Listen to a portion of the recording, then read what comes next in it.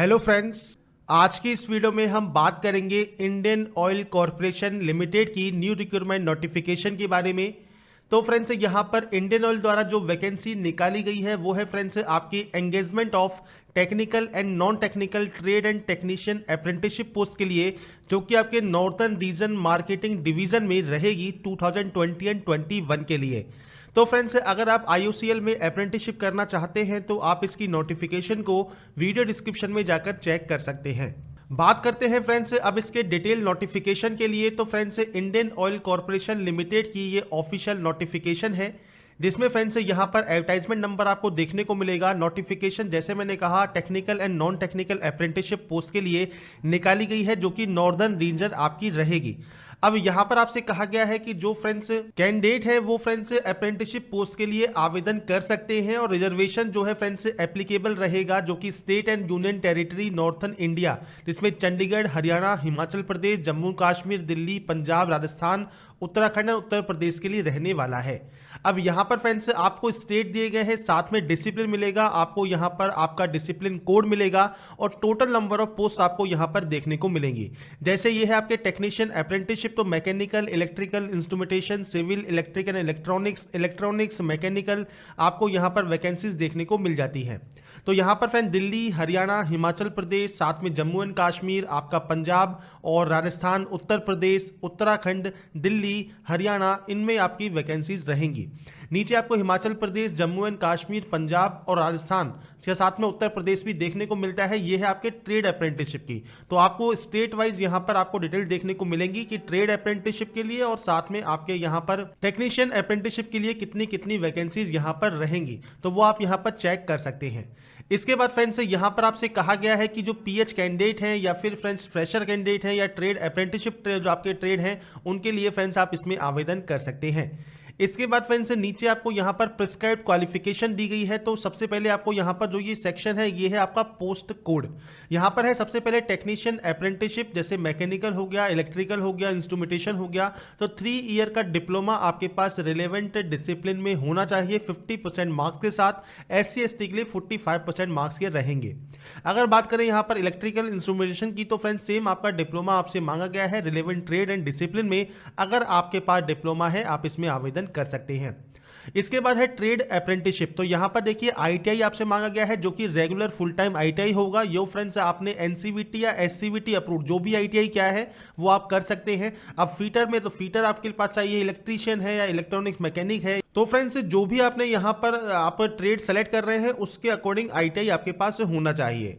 इसके अलावा trade apprenticeship जो अकाउंटेंट की वैकेंसी है, फुल टाइम ग्रेजुएशन की डिग्री 50% मार्क्स के साथ आपके पास होनी चाहिए।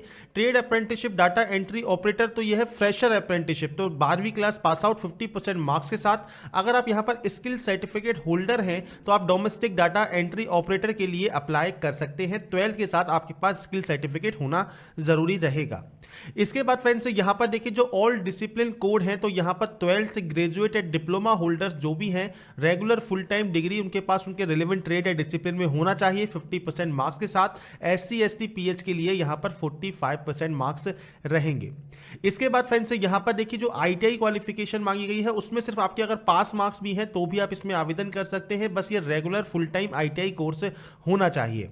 इसके अलावा अगर आपको CGPA या फिर OGPA या फिर लेटर ग्रेड जो भी आपको 12th में ITI में या डिग्री में डिप्लोमा में जो भी मिला है उसके इक्विवेलेंट परसेंटेज या मार्क्स आपको काउंट कर कर लिखने होंगे। अगर आपके पास फॉर्मूला नहीं है तो अपने यूनिवर्सिटी, बोर्ड, स्कूल से बात करके आप वो फॉर्मूला ले सकते हैं कि कैसे आप CGPA को परसेंटेज में कन्वर्ट करेंगे, और उसके इक्विवेलेंट आपकी परसेंटेज होनी चाहिए। इसके बाद फ्रेंड्स यहाँ पर आपको कुछ डिटेल दी गई है, जैसे है अंडर डिसिप्लिन कोड। तो यहाँ पर fresher candidate will be consider fresher apprenticeship. इसका मतलब क्या है कि नॉन ग्रेजुएट अप्रेंटिसशिप जिन्होंने कभी भी स्किल ट्रेनिंग नहीं ली है वो फ्रेशर रहेंगे, और जिनके पास स्किल सर्टिफिकेट है वो फ्रेंड्स इस वाले ऑप्शन में फॉर्म को फिल करने वाले हैं। इसके बाद फ्रेंड्स यहाँ पर आपसे बताया गया है candidate posing diploma in engineering in relevant trade या डिसिप्लिन, जो कि फ्रेंड्स क्लास 12th या ITI से second year of diploma course में लेटर एंट्री के थ्रू जिन्होंने एडमिशन लिया है वो भी यहाँ पर एलिजिबल होने वाले हैं। इसके बाद फ्रेंड्स यहाँ पर आपसे कहा गया है कि जो BE, BTech, MBA, CA, LLB, MCA या फिर जो भी हायर क्वालिफिकेशन है, जैसे डिप्लोमा है तो वहाँ पर डिग्री होल्डर आप हैं तो आप इसमें एप्लीकेबल नहीं है। ऐसे ही फ्रेंड्स बीई, बीटेक है, एमबीए है, हायर डिग्री के लिए आप एप्लीकेबल नहीं होंगे। इसके अलावा फ्रेंड्स यहाँ पर देखिए आपको जो है सिर्फ एक ही ट्रेड या डिसिप्लिन के लिए अप्लाई करना है। अगर आप एक से ज़्यादा ट्रेड के लिए या एक से ज़्यादा डिसिप्लिन के लिए अप्लाई करते हैं तो आप एप्लीकेबल नहीं होंगे, मतलब आपके फॉर्म रद्द कर दिए जाएंगे। इसलिए आपको एक ही फॉर्म फिल करने की जरूरत होगी। इसके अलावा अगर आप पीएच कैंडिडेट हैं तो आप यहां पर किस किस पोस्ट के लिए एप्लीकेबल होंगे वो आपको यहां पर दिया गया है, जिसकी जानकारी आप इस सेक्शन में चेक कर सकते हैं। साथ में आपके पास कोई भी एक्सपीरियंस नहीं होना चाहिए, साथ में आपने कभी भी अप्रेंटिसशिप नहीं की हो तो ही फ्रेंड्स आप इसमें एलिजिबल होंगे। अगर आप पहले से अप्रेंटिसशिप कर चुके हैं, आपके पास एक्सपीरियंस होल्डर है तो आप इसमें एप्लीकेबल नहीं है। इसके अलावा कैंडिडेट जिन्होंने 3 साल अपने कंप्लीट कर लिए हैं एजुकेशन क्वालिफिकेशन में 30/11/2020 तक, तो फ्रेंड्स वो यहां पर एलिजिबल नहीं होंगे। मतलब यहां पर सेंस ये है इसका कहने का कि 30/11/2020 तक अगर आपकी क्वालिफिकेशन को 3 साल हो गए हैं कंप्लीट, मान लीजिए डिप्लोमा आपने किया और 3 साल आपके हो गए 30/11/2020 तक, 3 साल से ज्यादा, तो फ्रेंड्स आप एप्लीकेबल नहीं होंगे। मतलब आपको नॉर्मल सी बात यह है कि 17, 18, 19, 20 वाले कैंडिडेट ही इसमें एप्लीकेबल होंगे, 3 साल आप अपना काउंट कर लेंगे।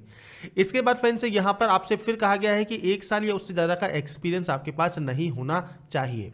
इसके बाद फ्रेंड्स यहां पर बात करते हैं एज लिमिट की। तो एज लिमिट देखिए मिनिमम 18 साल, मैक्सिमम 24 साल, ये 30/11/2020 को ही काउंट होगा। SC, ST, OBC, PH को अपर एज में छूट मिलती है वो मिल जाएगी और 10 की मार्कशीट के अकॉर्डिंग ही आपको एज क्राइटेरिया आपका काउंट होने वाला है।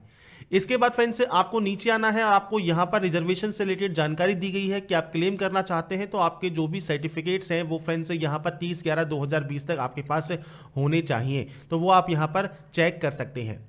इसके बाद देखिए अगर 12 मंथ की जो आपकी ट्रेनिंग रहेगी ऑल डिसिप्लिन के लिए रहेगी। अगर आप बात करें data entry operator, fresher apprenticeship and trade apprenticeship के लिए या फिर data entry operator skilled certificate holder के लिए, तो आपका 15 मंथ की ट्रेनिंग यहां पर रहेगी। बाकी के लिए 1 साल के लिए आपकी जो ट्रेनिंग है रहने वाली है। जो आपका अप्रेंटिसशिप होता है ये परमानेंट जॉब नहीं होती है, ये आपको पता होगा। और अगर नहीं पता है तो मैं आपको बता देता हूं, अप्रेंटिसशिप एक ट्रेनिंग है, इसमें कोई भी आपका परमानेंट जॉब नहीं होती। जो भी क्वालिफिकेशन है, एज क्राइटेरिया है, 30/11/2020 को काउंट होगा। सिलेक्शन फ्रेंड्स कैसे होगा तो रिटन टेस्ट बेसिस पर होगा। 90 मिनट्स का आपका ड्यूरेशन रहेगा। 100 क्वेश्चंस होंगे, objective type multiple choice question, और हर एक क्वेश्चन का आपको जो है एक आंसर चूज करना होगा 4 ऑप्शंस में से। इसके अलावा इंग्लिश एंड हिंदी दोनों ही लैंग्वेज में अवेलेबल रहेगा। ट्रेड अप्रेंटिसशिप अकाउंटेंट या डाटा एंट्री ऑपरेटर में आप यहां पर सिलेबस चेक कर सकते हैं कि कितने कितने नंबर्स के आपके कौन कौन सा सेक्शन आपसे पूछा जाएगा। तो आपको trade apprenticeship accountant, data entry operator या फिर जो भी अदर आपके यहां पर ट्रेड है उससे रिलेटेड आपको जानकारी यहां पर दी गई है। मिनिमम 40% मार्क्स आपको लेके आने होंगे। अगर आप रिजर्व कैंडिडेट है 35% मार्क्स आपको लेके आने होंगे। इसमें सेलेक्ट होने के बाद ही आपको डॉक्यूमेंट वेरिफिकेशन के लिए बुलाया जाएगा और डॉक्यूमेंट वेरिफिकेशन में आपको सारे डॉक्यूमेंट्स ओरिजिनल चेक करवाने होंगे। इसके बाद ही आपका एंगेजमेंट होगा अप्रेंटिसशिप के लिए। इसके बाद आपका स्टीपेंड जो होता है वो फ्रेंड्स आपके ट्रेड पे सेलेक्ट करता है। अब 5,000 से लेके 12,000 तक कोई भी स्टीपेंड आपको मिल सकता है और मंथली स्टीपेंड आपको मिलता है। इसके अलावा लीव आपके कितने रहेंगे, आपके ट्रेनिंग के ड्यूरेशन में आपको बता चुका हूं और बाकी के डिटेल्स आप यहां पर चेक कर सकते हैं। तो मैंने आपको कोशिश की है सभी डिटेल यहां पर बताने की, और फ्रेंड्स बाकी की जानकारी आप डिस्क्रिप्शन में जाकर चेक कर सकते हैं। अब बात करें अगर रजिस्ट्रेशन की, तो ट्रेड अप्रेंटिसशिप के लिए फ्रेंड्स आपको यहां पर RDET की जो वेबसाइट है अप्रेंटिसशिप इंडिया, और टेक्नीशियन अप्रेंटिसशिप के लिए बोर्ड की जो वेबसाइट है MHRD NATS, उस पर जाकर आपको रजिस्ट्रेशन करना होगा। और रजिस्ट्रेशन आपने नहीं किया है तो आप डिस्क्रिप्शन में आपको लिंक मिल जाएगा, वहां पर जाकर आप इसमें रजिस्ट्रेशन कर सकते हैं और फ्री रजिस्ट्रेशन प्रोसेस है। आप आराम से इसमें रजिस्टर कीजिए और उसके बाद इसमें अप्लाई आप कर सकते हैं।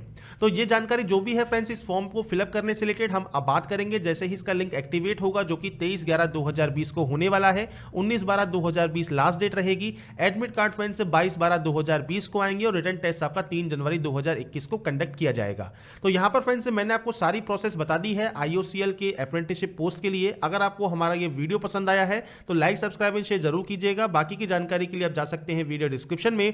तो फ्रेंड्स ऐसे ही बने रहिए हमारे साथ, देखते रहिए हमारा YouTube channel. And last, thanks for watching.